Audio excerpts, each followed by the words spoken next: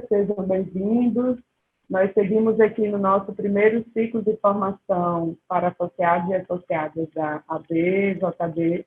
Esse ciclo ele tem uma intencionalidade política formativa, que é de possibilitar encontros de debate e reflexões relacionados ao sistema de justiça.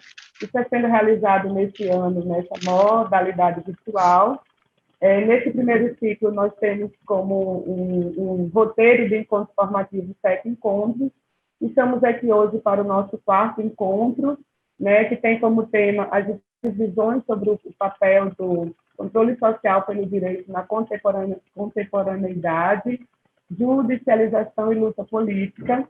Então, esse é o nosso tema de hoje. Temos até meio-dia para dialogar com os nossos convidados sobre esses temas e questões que se acumulando nesse debate.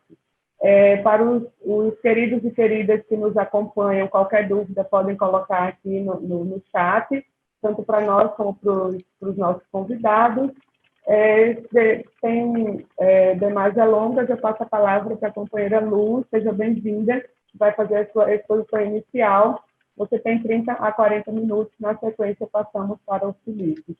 Bom dia, seja bem-vinda novamente. Obrigada, é uma alegria estar aqui. Como disse o Felipe, a gente ontem estava aí descabelando como é que a gente vai cobrir as duas agendas, como é que a gente faz, então agradeço antecipadamente a compreensão. E queria aproveitar e agradecer imensamente pelo pessoal que está aí carregando o piano da organização do curso. Eu sei que essas coisas dão um trabalhão, falar com um monte de gente. Eu mesma quebrei meu celular no meio do processo, perdi todas as mensagens, me atrapalhei, peço desculpas e agradeço aí pela compreensão, paciência e organização, que está muito, muito legal. Eu organizei aqui a minha fala um pouquinho a partir da provocação do título. Eu estou olhando para o lado porque a tela com o cartazinho está aqui, né? Então, a gente foi convidado para falar sobre as diversas visões sobre o papel do controle social pelo direito na contemporaneidade, judicialização e luta política. Eu acho que o primeiro elemento para a gente considerar é de que maneira, se a gente pensa num modelo ideal de equação entre controle social e justiça, a gente tem que posicionar a justiça como parte do Estado e como o ideal é que a gente tenha uma balança aonde a sociedade controle o Estado de maneira mais rigorosa e o Estado não controle os seus cidadãos de maneira exacerbada, e como, na verdade, hoje em dia, a gente vive com essa parcela do Estado, que é o sistema de justiça, uma realidade completamente oposta desse desenho ideal. Na verdade, a gente tem absolutamente nenhum controle sobre o sistema de justiça, e, ao mesmo tempo, passa a ter a nossa experiência democrática completamente afetada pela forma como o sistema de justiça se mobiliza. Então, estamos aqui no encontro de pessoas do direito. Acho que nada do que eu estou dizendo é novo, mas é um divisor que eu gostaria de partir dele, né? De que maneira, na verdade, me parece que a gente tem uma balança completamente desequilibrada e que precisa ser invertida, e como é que a gente olha aqui para qual é o real papel que a sociedade, aquilo que se convencionou chamar de sociedade civil, com todo o debate acadêmico que isso comporta, mas acho que aqui dá para a gente tomar como base esse grande grupo de sociedade civil dentro da linguagem mais corriqueira. Qual é o real poder que nós temos para tentar inverter essa distorção de quem é que controla quem? E, no final das contas, acho que vale a gente tentar olhar, sobretudo, para um conceito inicial de democracia, se a gente está falando aqui, no final das contas, de um desenho democrático. E qual é a democracia possível dentro dessa equação que se deve buscar? eu gosto muito de um conceito, eu acho que vai nos ajudar muito aqui nesse diálogo, um conceito que Boaventura usa para definir democracia como o processo de transformação de relações desiguais de poder em autoridade partilhada. E como, na verdade, a partilha não é exatamente o que o nosso modelo de justiça pratica. Muito pelo contrário. E aí, quando a gente pensa qual é o nosso poder, no final das contas, o único poder que a sociedade civil tem é o do constrangimento. Né? A única forma real que a gente tem de incidir é constrangendo. Mas como é que a gente causa esse constrangimento? Como é que a gente atua dessa maneira num campo tão habituado à eliminação da discordância, tão habituado à eliminação do dissenso necessário para a construção de um consenso democrático? No frigir dos ovos, como é que a gente causa o constrangimento, como é que a gente causa mudança em um sistema tão habituado, no final das contas, à eliminação da própria democracia?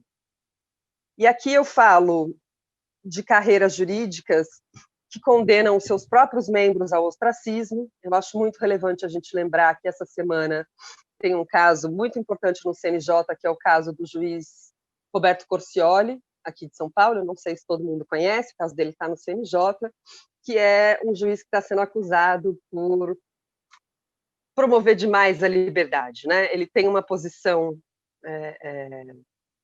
garantista de aplicação da lei, sobretudo no campo das drogas, e como é que um juiz que tenta aplicar a lei de maneira garantista passa a também ele ser perseguido, ou seja, nem dentro do próprio corpo essas carreiras jurídicas conseguem lidar com esse dissenso, ou seja, qualquer movimento de contrariedade da voz corrente, da posição política da instituição é condenada ao ostracismo.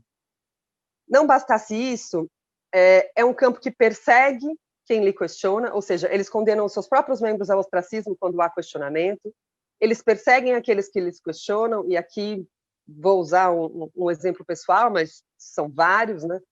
De que maneira, quando a minha tese sai, eu passo a ter a minha empregabilidade colocada em risco, eu passo a ser assediada em espaços públicos, de que maneira a perseguição se concretiza para quem questiona. Como é que a gente fala também desse processo de transformação de relações desiguais de poder em autoridade partilhada? A Tânia está dizendo aqui que a BJD fez uma nota sobre o Corcioli e o Edevaldo. Muito bom saber. Para quem não conhece o caso, é muito relevante. O Corcioli, só vou dialogar aqui com a Tânia, ele, por exemplo, questiona flagrantes preparados como ilegais e é questionado em torno disso. Né? Como é que a gente fala nesse processo de transformação de relações desiguais de poder em autoridade partilhada, olhando para o todo da nossa sociedade, quando a gente está considerando instituições que têm processos eleitorais completamente fechados? Né? A gente está aqui falando, a gente não lembra disso sempre, mas se a gente olha para qualquer carreira jurídica, a gente está falando de carreiras que têm processos eleitorais regulares, com grupos políticos estáveis, e que se perpetuam no tempo. Se a gente fala Defensoria Pública, Tribunal de Justiça, Ministério Público, esses caras estão o tempo inteiro em eleição. Você tem eleição para o chefe da carreira, para o conselho que vai ditar as normas, para a corregedoria, para a escola. São eleições de âmbito estadual que não são públicas. Não só podem votar e ser votados os membros das próprias carreiras, como só podem conhecer as propostas de campanha os membros da própria carreira. Como é que a gente pode falar em processo eleitoral de alcance estadual, na esfera estadual, ou alcance federal, na esfera federal, sem publicidade? E quais são as promessas de campanhas capazes de arregimentar votos suficientes para ganhar a eleição dentro das carreiras jurídicas e as consequências dessas promessas eleitorais? Quais são as diretrizes de uma gestão eleita nessas bases? São questões para a gente perguntar e tentar questionar de que maneira o sistema de justiça, de fato, se posiciona dentro dos nossos principais problemas democráticos. E a gente também fala de carreiras jurídicas que exigem a subserviência de qualquer um que com eles se relaciona. Então, acho que provavelmente tem pessoas aqui que já trabalharam no sistema de justiça ou já tiveram alguma relação com isso, não usar pronomes de tratamento dentro de instituições de justiça, se você é um servidor do subquadro, como muitas vezes é chamado o quadro de servidores públicos que não são os membros da carreira, não chamar com pronome de tratamento é objeto de constrangimento do funcionário, né? Então, há aqui que se questionar. A gente está falando de um sistema de justiça que condena os seus próprios membros ao ostracismo, que persegue quem eles questiona, que tem processos eleitorais fechados, que exigem subserviência.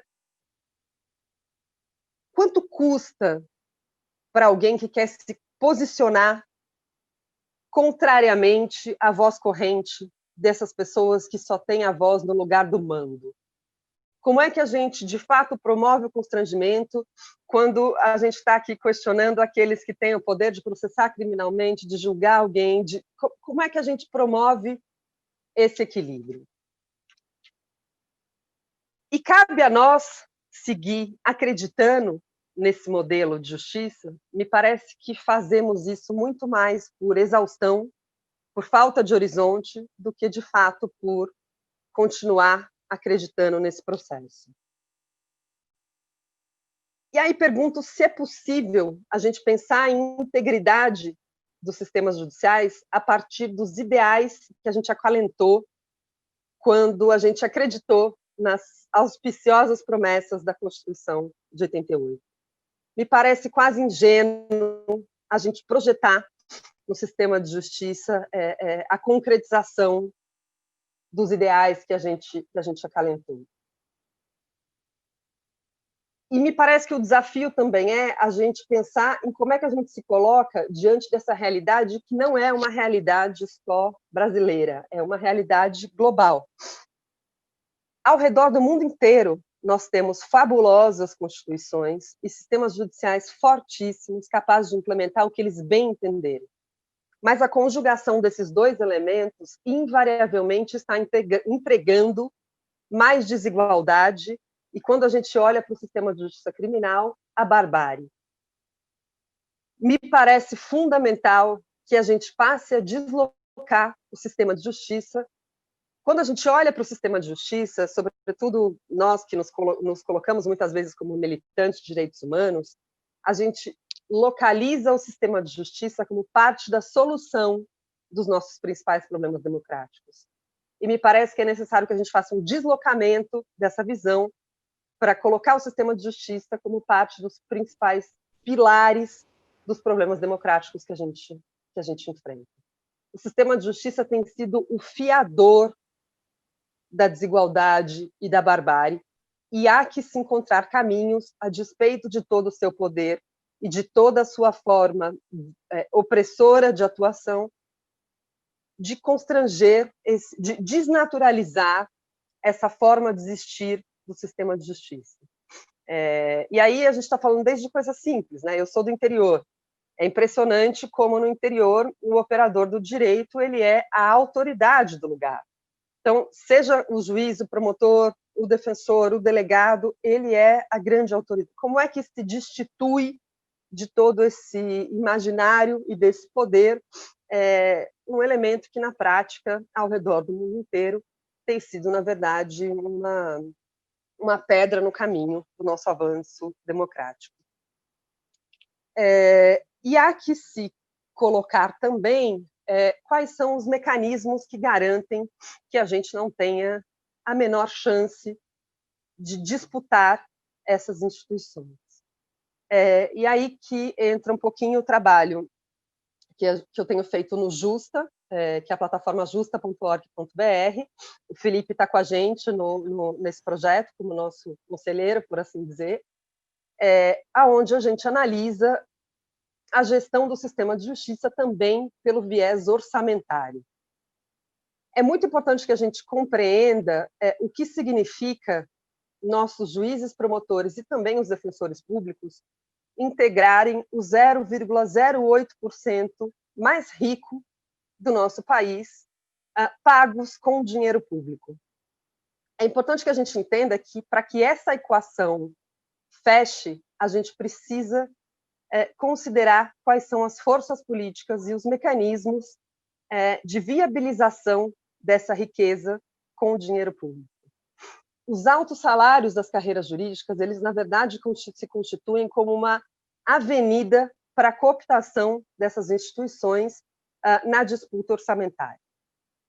Há que se lembrar que, quando a gente fala de orçamento, de qualquer despesa pública no Brasil, essa despesa ela deve ser proposta pelo Executivo e aprovada pelo Legislativo para que, então, o gasto possa ser executado.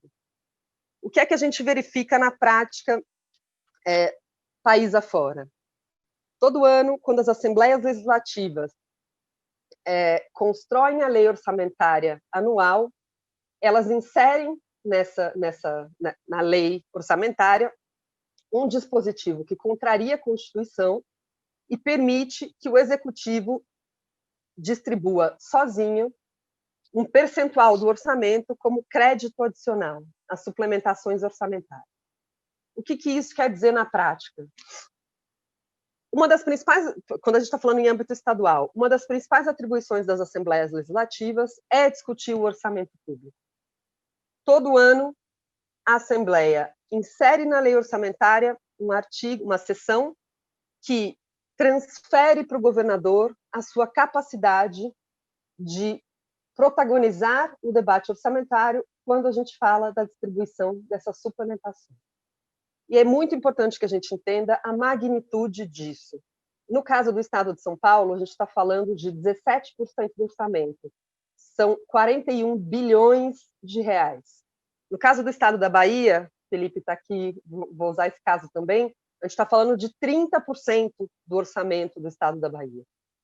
Salvo engano, são 17 bilhões. Que passam a ser negociados e distribuídos pelo governador sem a participação do Legislativo e sem qualquer controle social.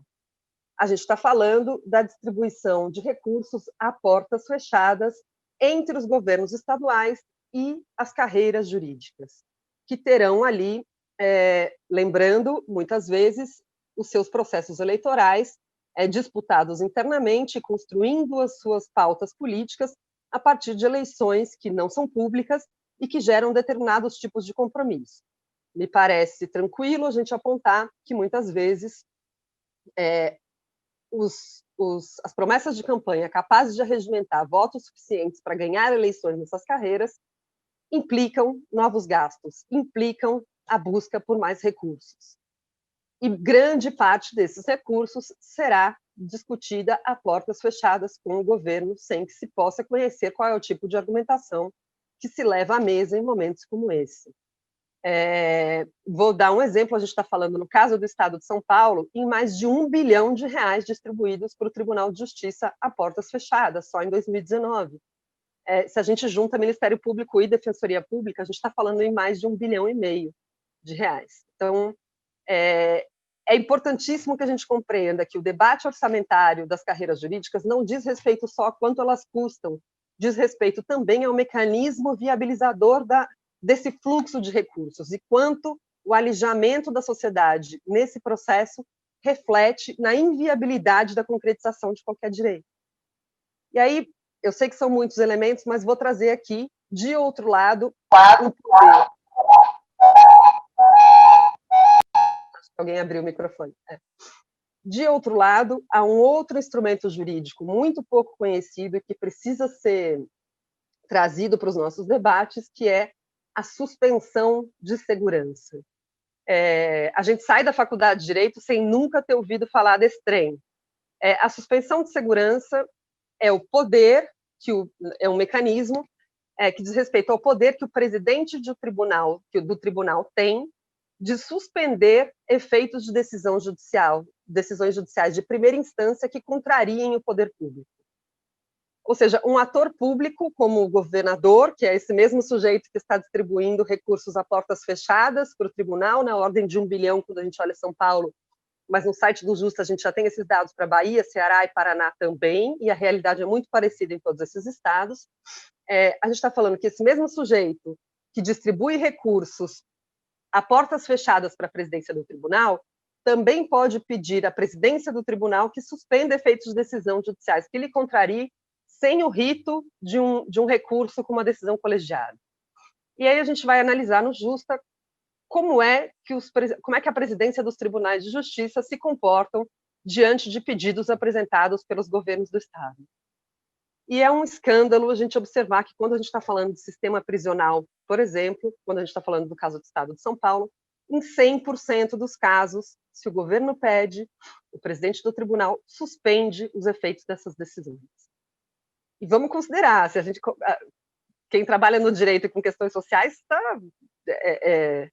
não tem qualquer dúvida sobre qual é a condição prisional que a gente precisa estar para conseguir uma ordem judicial de interdição, de interferência naquela unidade prisional. A situação tem que estar completamente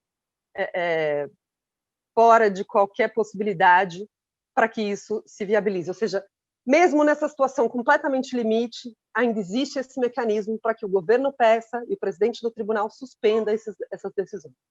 Que tipo de decisão eu estou falando? Decisão que garante instalação de equipe mínima de saúde em unidade prisional, que no ano anterior mais 60 pessoas tinham morrido por falta de atendimento médico, decisão judicial que prevê banho quente para preso com tuberculose, ou agora, por exemplo, só usando os casos da pandemia, coisas mais recentes, a decisão judicial que determinou que o governo e a prefeitura de São Paulo distribuíssem merenda para a população durante o período da pandemia, foi suspensa por medida de suspensão de segurança pelo presidente do Tribunal de São Paulo. E usando de novo o caso da Bahia aqui do Felipe, a decisão judicial que previa que a Embasa, a empresa de água, não cortasse água durante a pandemia, também foi suspensa pela presidência do Tribunal da Bahia. Ou seja, eu estou trazendo esses elementos para que a gente também consiga entender qual é o quebra-cabeça político que essa disputa orçamentária permanente que as carreiras jurídicas promovem monta diante de nós. E quais são os efeitos práticos de cooptação política dessas instituições durante esses processos, sejam eles judiciais propriamente ditas, como é o caso da suspensão de segurança, que há dúvida aí se é um mecanismo judicial ou um mecanismo político, ou mesmo de que maneira a política, no seu sentido convencional, se repete dentro das instituições de justiça, mas blindada a qualquer forma de controle ou participação social. É importante trazer, e aí eu acho que meu tempo está esgotando, eu vou caminhando para o final, tinha mais algumas coisas para falar, mas a gente pode falar durante o debate. Ainda tem 10 minutos, tá? Legal, legal. Bacana. Acho que é importante a gente dizer também que quando a gente pensa aqui no nosso desenho institucional, do nosso modelo democrático ali, né, da divisão de poderes, dos três poderes, né, desde ali de Montesquieu, os federalistas e tal, qual é o papel do sistema de justiça? Né? Ele é o responsável por resolver conflitos, né? por conseguir ali promover a justiça, resolver conflitos e trazer essa paz, por assim dizer, trazer essa tranquilidade. É quase como se o sistema de justiça ocupasse o lugar que um dia foi da igreja. Então, eu tenho aquele lugar onde eu posso depositar as minhas esperanças, eu tenho aquela instituição na qual eu posso acreditar na sua imparcialidade, na sua ficta ideia de isenção. Mas como, ao mesmo tempo, nem esse desenho se pode sustentar diante da realidade de um sistema de justiça que promove guerras, e de que maneira essas guerras têm afetado a nossa experiência democrática.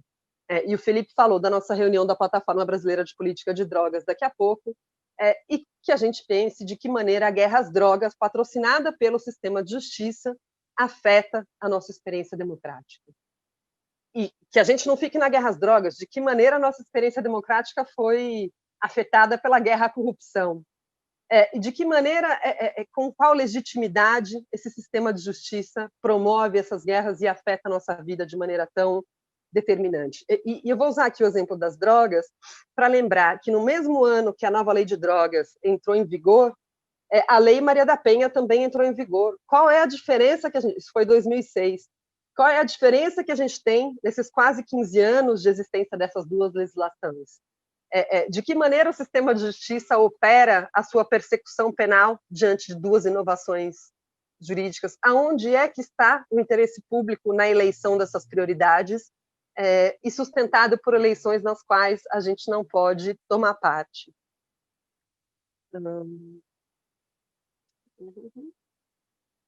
Deixa eu ver aqui. E aí, gente, eu acho que eu vou parar essa minha fala aqui, sobrando 5 minutinhos, para a gente privilegiar o debate. Eu ainda tinha 4 folhas aqui, mas fazer essa seleção de 5 minutos aqui vai ser um pouquinho complexo.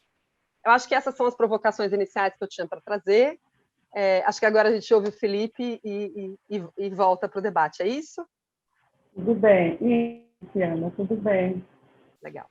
Tudo bem. Super obrigada pelas contribuições iniciais, muito importantes. Então, passamos para o Felipe, para, na sequência, a gente abrir o debate e também aproveitar da sua presença aqui conosco. Tá bom? Felipe, por favor, com você. Levantei para tomar um café e aí Luciana me pregou uma peça. Porque eu peguei o celular, aí desliguei a câmera, peguei o celular e saí com o celular ouvindo e fui pegar meu café. Aí Lu me pregou uma peça e eu voltei correndo. Mas Tudo bem. Não, tudo bem, tô ótimo. Tudo certo. Então, gente, queria primeiro agradecer por várias coisas. Acho que agradecer pelo trabalho que a BJD faz, agradecer por esse convite, por essa oportunidade e agradecer por poder ouvir Lu. Que maravilha, adorei isso. Eu fiquei pensando agora e refazendo meu roteiro, porque ela já tinha passado por uma série de coisas que eu tinha pensado também, e isso me fez ver como o que eu acho e o que eu tenho estudado sobre o sistema de justiça está balizado pelo trabalho da Lu, porque na medida em que ela foi falando, eu fui vendo que as minhas referências são todas aprendidas, de certo modo, nessa mesma escola de pensamento, nesse mesmo caminho que ela traçou, e eu fiquei super comovido de constatar isso, ouvindo ela aqui agora. Então, o que eu pensei em conversar aqui nessa nossa conversa são fundamentalmente 3 coisas. Eu vou tentar também, como Lu, falar menos tempo para a gente poder privilegiar o debate. Que é pensar, e aí me beneficiar muito dessa fala que Lu fez. Eu tinha preparado toda uma conversa mais sobre a história do sistema de justiça, sobre como ele entra nesse formato atual, mas eu vou cortar isso e vou fazer e vou ficar no seguinte ponto. O que é que a gente está chamando mesmo de sistema de justiça? Por que ele é tão autoritário? E como a gente pode, quais são as peças que a gente pode mover para enfrentar esse autoritarismo? Eu queria ficar seguir na mesma aposta que Lu fez, porque eu acho que ela é potente para o que a gente tem para pensar aqui hoje, né? E aí eu queria começar que a gente pensasse um pouco mais, né, não tomasse como um dado, o que é, então, o sistema de justiça. Porque o sistema de justiça está claro para a gente, conceitualmente, do ponto de vista jurídico. Né? O que é o sistema de justiça está juridicamente bem definido para nós. Mas eu queria tensionar essa definição pensando outros conceitos de sistema de justiça, ou o que eu estou chamando de um sistema de justiça alargado, no qual o sistema de justiça passa a ser, ao mesmo tempo, um campo de poder, uma área de atuação profissional dos bacharéis em direito e uma área de prestação de serviços públicos, o que se chamaria de atividade jurisdicional. Quando a gente alarga e pensa o sistema de justiça nessas 3 camadas, passam a integrar indiretamente, mas muitas vezes subordinadamente, o sistema de justiça, professores e professoras de direito, advogados e advogadas, outros atores que não são propriamente das carreiras de Estado, mas que orbitam nesse campo, de certo modo, e que incorporam, reproduzem, retroalimentam e transitam nesse jogo. Né? Por quê? Advogados e advogadas, professores e professoras universitários, que não são propriamente integrantes das carreiras de Estado, transitam pé dentro, pé fora desse campo e reproduzem esses hábitos e têm também responsabilidade, evidentemente proporcional à sua própria posição, na reprodução dessas assimetrias de poder, desses hábitos autoritários e o mais profundo, na reprodução desse ethos, desse modo de ver o mundo. Porque o sistema de justiça ele é também um modo de ver o mundo. O meu amigo Sérgio São Bernardo tem no prefácio da sua dissertação de mestrado, ele no comecinho, ele fala uma coisa que me marcou radicalmente. Ele diz assim, sempre me pareceu muito estranho um poder que é monopolizado, um poder da República monopolizado por uma carreira profissional, por uma área de formação.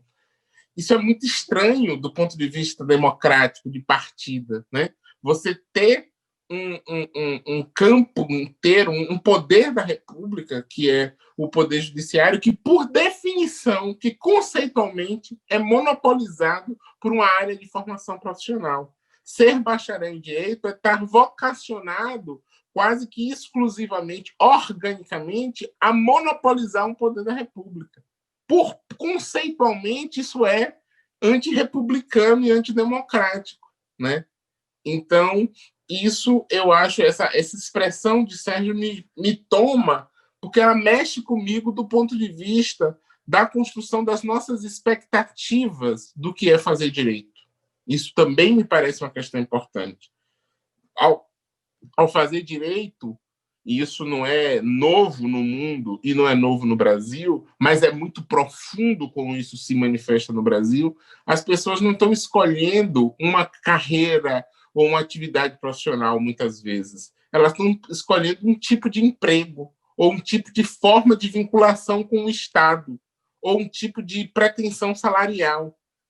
Óbvio, todas as carreiras, de algum modo, fazem isso. Todos nós e todas nós, ao escolhermos as nossas trajetórias profissionais, fazemos escolhas medindo essas diferentes variáveis. Só que em outras escolhas, essas dimensões funcionam como variáveis de uma escolha.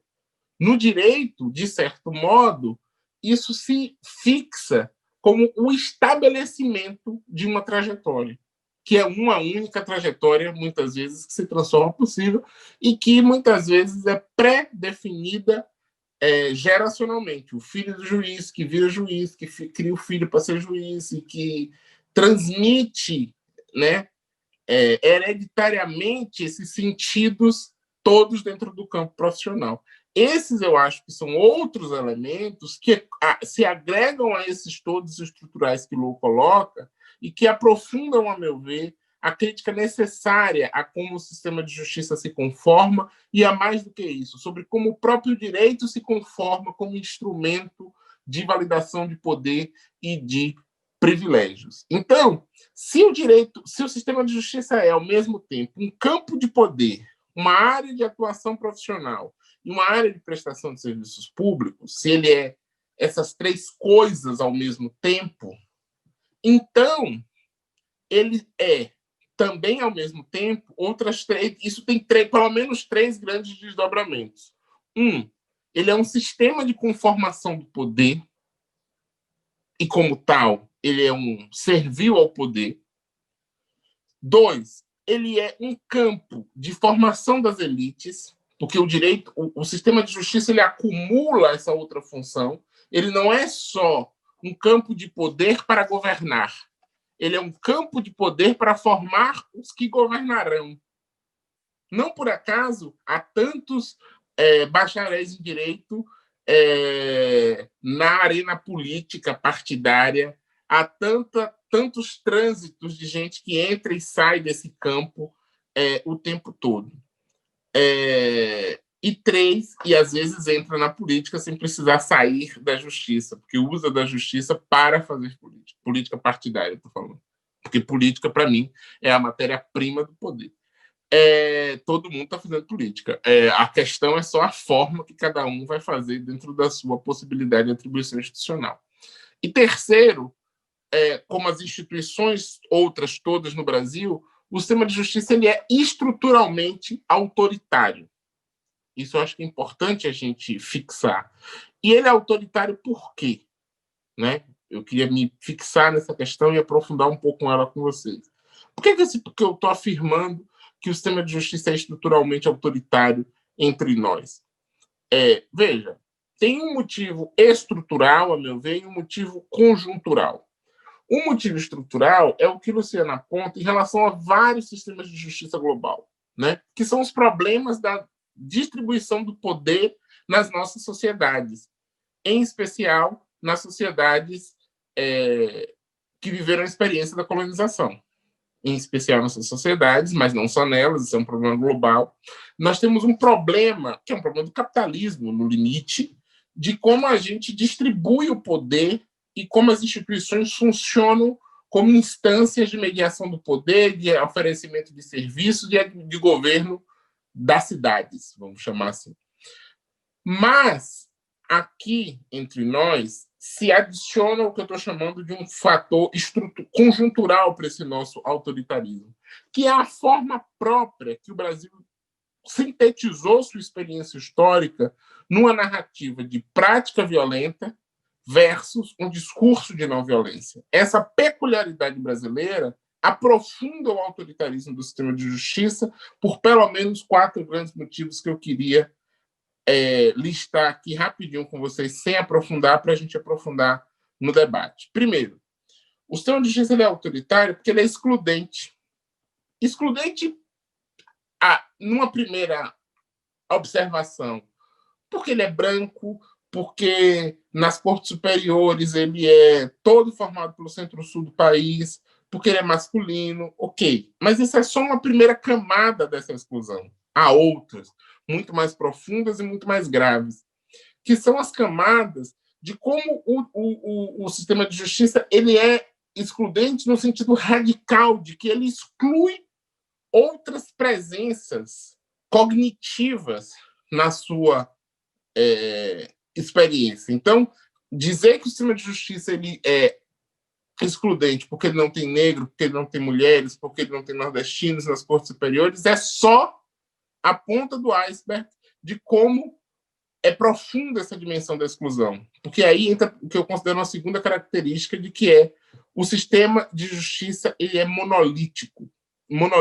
cognitivamente, ou seja, as teses jurídicas que entram no sistema de justiça, os autores e autoras que são citadas nas decisões, as perspectivas, as universidades das quais se recrutam os componentes das carreiras jurídicas, elas são reprodutoras de uma cognição limitada. Isso faz com que a qualidade do trabalho seja ruim. Além de autoritária, é ruim. Não há originalidade nas teses jurídicas formuladas entre nós, porque é cognitivamente limitado, porque é monolítico. Por isso que é tão rebaixado. Você não encontra, por exemplo, por que há tanta devoção às carreiras jurídicas, às perspectivas teóricas de fora do Brasil? Parte é colonialismo ideológico, mas parte é produto de um bloqueio cognitivo que se impõe no sistema de justiça que impede que a inovação entre. E a inovação só é possível com uma certa iconoclastia, com uma certa irreverência, que é totalmente incompatível com o nosso sistema de justiça. Sistemas de justiça não são iconoclastas, não são irreverentes. Pelo contrário, eles são reverentes ao poder. Mas entre nós, isso assume uma profundidade abissal, né? Assume uma dimensão que impede a inovação. Porque a inovação...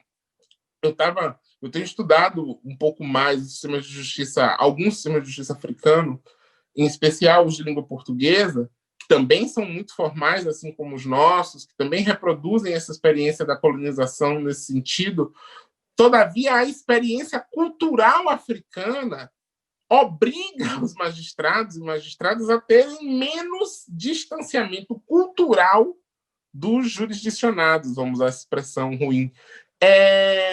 De modo que só isso, só essa dimensão cultural, já possibilita algum rearranjo de inventividade, que entre nós é incogitável. É incogitável.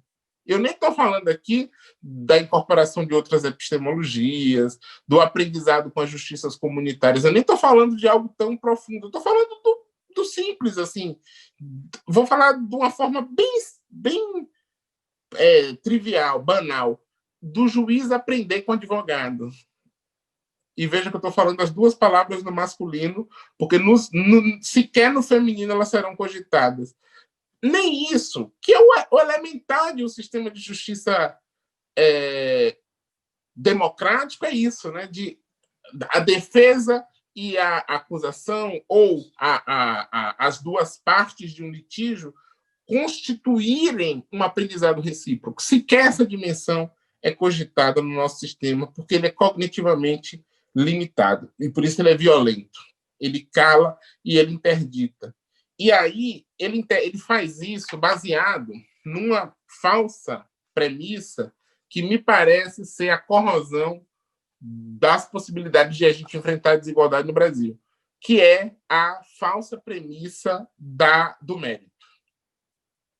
O mérito, a ideia de mérito, a ideia de que há, numa sociedade desigual, uma escala meritocrática para o ingresso ou para a promoção, ela corrói o sentido de mérito. Porque ela é falsa.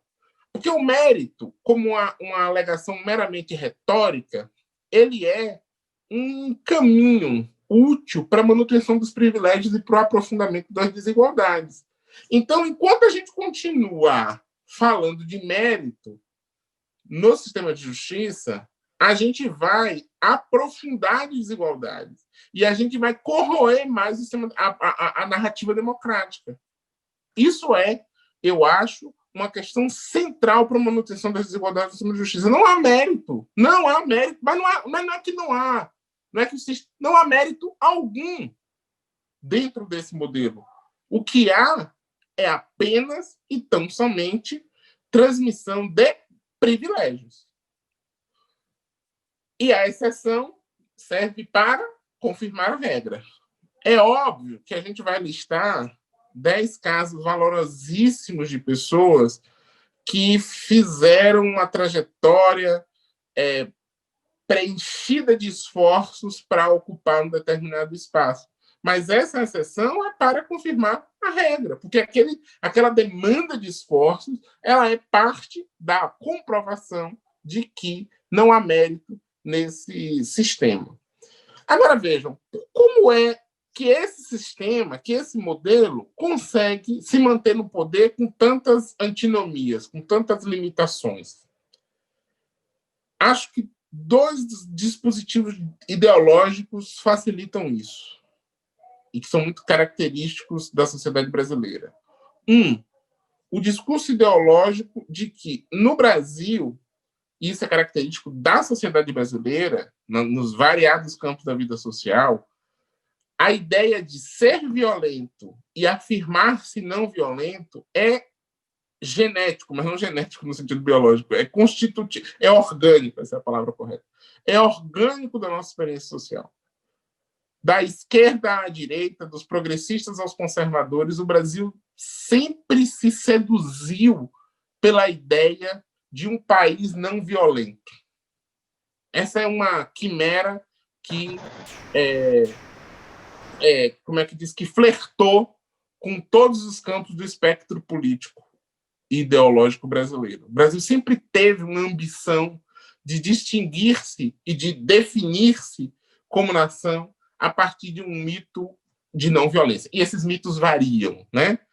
Ora é o mito das 3 raças, ora é a ideia de um racismo cordial, ora é a ideia de um país alegre e festivo, ora é qualquer coisa, entendeu?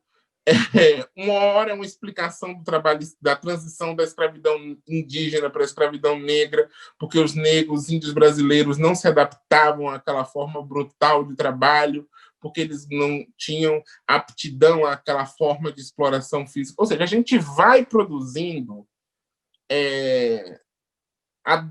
não sei se tem essa palavra, adocicamentos, né? Vai adocicando a violência nacional com um objetivo profundo de se ver menos violento do que nós somos. Isso é muito característico da nossa história. E aí isso faz com que, para quem entra no direito, o direito por vocação precisa de uma narrativa de não violência para se afirmar, né? O direito como a gente conhece hoje. Porque, por princípio, as narrativas de direito democrático elas são uma oposição à barbárie, né? Narrativamente, não é que elas são de fato, mas elas só se a forma de legitimação do Estado moderno é se opor às trevas, né? Não por acaso a maldita, e maldita nos dois sentidos da palavra, maldita junto e maldita separada, expressão do ministro Luiz Roberto Barroso, de que o Poder Judiciário teria uma função iluminista, imageticamente nos recoloca diante dessa idiotice. Eu procurei uma palavra melhor, não apareceu. Dessa tolice, porque é tolo. Assim, eu juro que eu não tenho palavra mais... Me falta léxico para encontrar uma palavra mais sofisticada para descrever isso. É tolo descrever, atribuir ao Poder Judiciário uma função iluminista. Primeiro, o que nos falta não é luz. E segundo, se fosse, o Judiciário não tem luz para dar.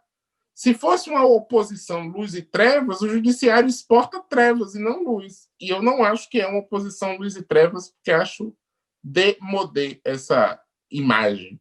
Mas, para quem gostou da imagem de Barroso, o Judiciário tem trevas e não luz para exportar. Então, esse mito da não violência versus a prática de violência é uma avenida na qual o sistema de justiça vai até o fim. Né? O sistema de justiça ama essa narrativa, porque ela blinda as elites, ela protege os poderosos. Então, a violência passa a ser uma contingência, uma fatalidade para a qual o sistema de justiça é chamado para recolocar as luzes, a ordem. E nada mais violento numa sociedade desigual do que manter a ordem, porque a ordem de uma sociedade desigual é a desigualdade. Então, todas as vezes que você fala em ordem numa sociedade desigual, acriticamente, né, é possível produzir um outro sentido de ordem, mas se você acriticamente fala em instituir a ordem numa sociedade desigual, você está falando em manter a desigualdade. Se você está numa sociedade violenta, você fala em manter a ordem, você está falando em manter a violência, porque a ordem tem a ver com a ideia de manutenção. E eu não estou falando aqui da oposição reforma e revolução. Até poderia, mas nem estou falando disso. Eu estou falando só de transformação social versus aprofundamento da desigualdade social. É só isso que eu estou falando. Só isso, alguma coisa bem singela. E o segundo aspecto, que para mim é o ancoradouro dessa manutenção do poder do sistema de justiça, é fazer política e negar que faz política. Isso é próprio de um sistema de justiça de baixa estabilização dos seus objetivos. Por exemplo, no sistema de justiça americano, isso está resolvido. Entendeu? Está resolvido. Olha. Até aqui a gente está fazendo política sim, o sistema de justiça fazendo política sim, daqui para cá não, nós estamos tentando dar uma formação técnica, e o que vai dirimir essa dúvida no debate público vai ser o estabelecimento do que se chama da tal dogmática. A dogmática ela é a baliza para... Isso está resolvido na prática? Não. Lá o debate acontece, mas há arena para esse debate acontecer. Aqui não há arena para que esse debate ocorra, porque esse debate está interditado. Porque a gente não consegue afirmar com clareza o seguinte: a harmonia dos poderes não existe. O que existe é conflito equilibrado dos poderes. O nosso objetivo não é a harmonia dos poderes, mas que os poderes possam conflitar com regra do jogo. Tem que riscar dos manuais de teoria do Estado, direito constitucional, a expressão harmonia entre os poderes, porque isso não existe. A harmonia, democraticamente, só é.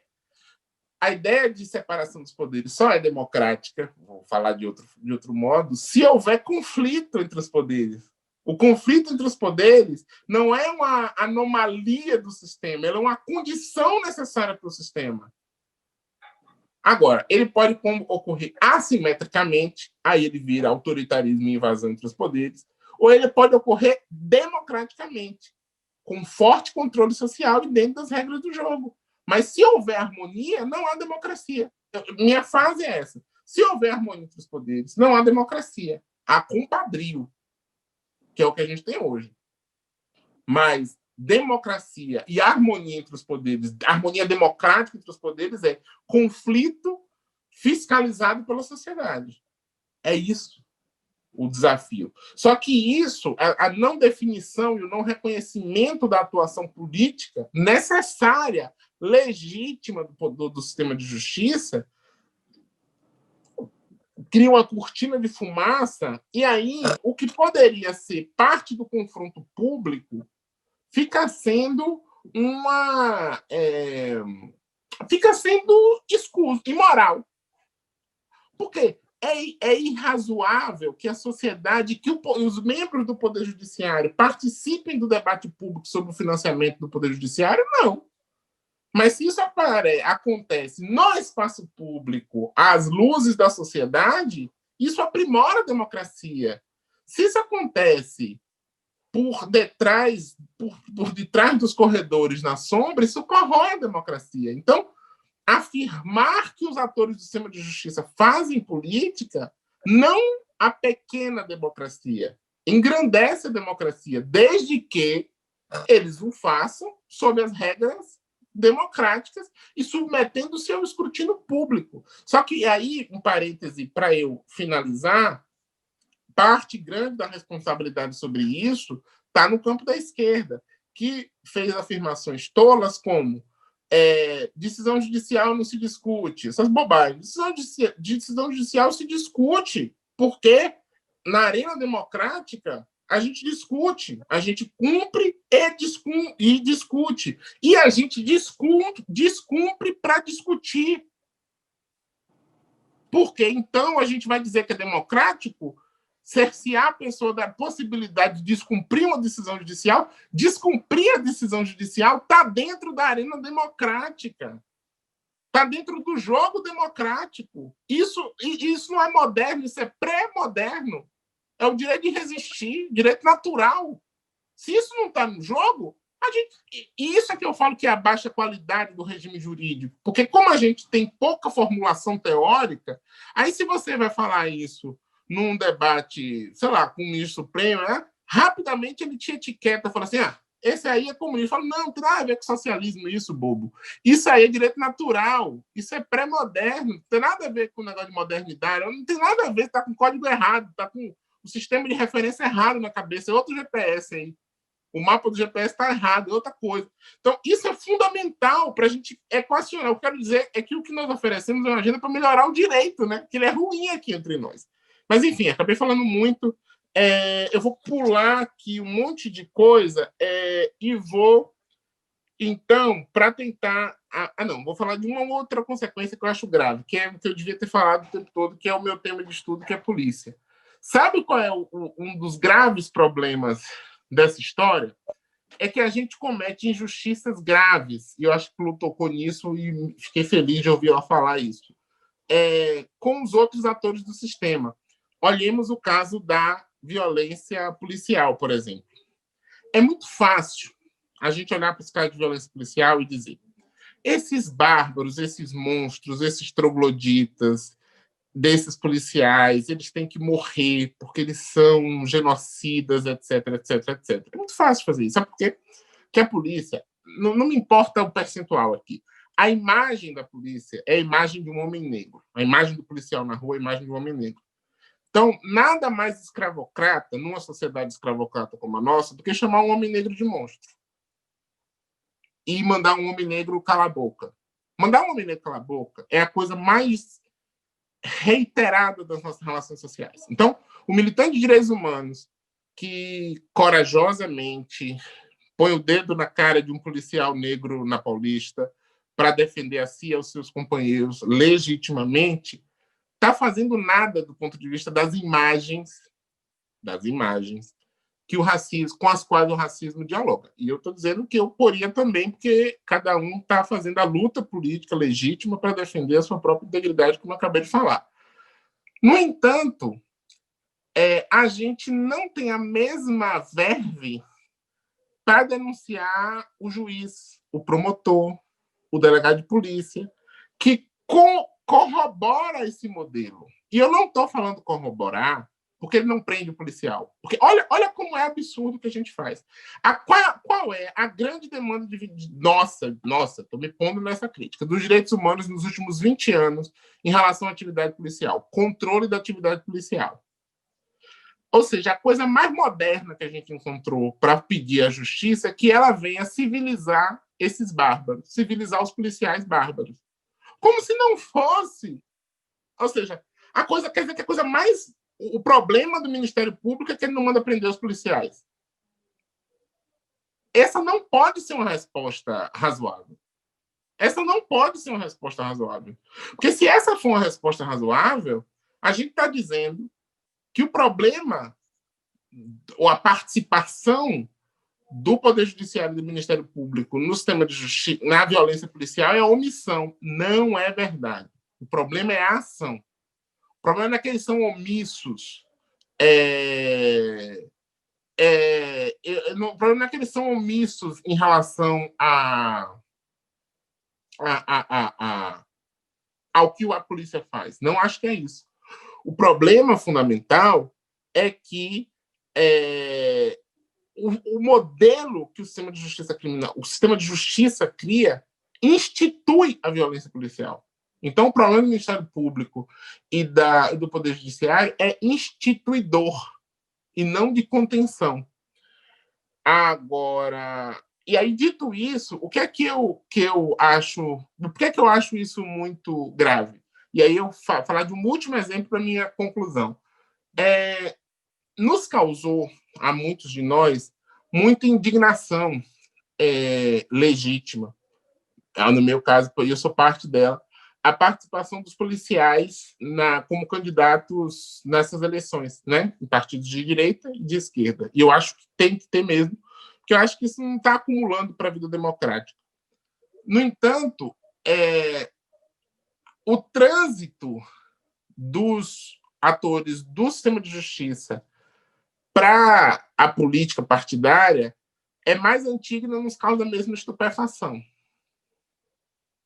E isso é muito perigoso, eu acho, porque é o mesmo movimento. Porque a polícia não pode ser mais responsável pela violência policial do que o sistema de justiça. A responsabilidade pela violência policial, na minha avaliação, é equivalente da polícia e do sistema de justiça, com uma diferença. A polícia, ao se pôr na guerra, ela corre o risco de morrer. O sistema de justiça sequer se expõe ao risco de ser alvejado, porque está protegido nas canetas que mandam, e nada mais brasileiro do que pessoas negras matando e morrendo numa guerra que só protege o poder. Nada mais escravocrata do que isso. Então, eu acho que isso precisa ajudar a fazer esse giro que a Luciana fala, de a gente pôr o sistema de justiça como parte do problema e não como parte da solução. Por quê? A questão central é sempre a da blindagem dos poderes. E aí o desafio passa por várias questões de estrutura, várias questões de articulação da gramática toda e das formas de controle a partir dos diferentes espaços, mas o grande desafio, eu acho, que é nomear o poder. Sem que a gente faça isso, eu acho que a gente não avança muito. Desculpa, eu queria ter falado muito menos, acabei falando bem mais, mas é porque a culpa é de Luciana. Se eu tivesse falado antes, eu tinha falado 20 minutos, mas eu me empolguei com o que ela falou. Imagina, Felipe, brilhante, as falas, tanto sua fala como a fala da Lu, né? Muito, muito importante, assim, vocês foram bem fiéis ao tempo, trouxeram muitos elementos. A gente agora, então, abre as inscrições para que os participantes do curso possam dialogar com essas tantas questões importantes que vocês trazem aqui para nós. Antes disso, né, a gente acabou não citando, né, mas a Luciana é advogada, mestre e doutora em administração pública e governo e coordenadora da plataforma justa.org.br, como ela já tinha mencionado aqui. E o Felipe é doutor em Direito pela UNB, integrante do grupo de pesquisa em criminologia da UF, dentre tantas outras coisas, né, de acúmulo e atuação, né, do sistema de justiça.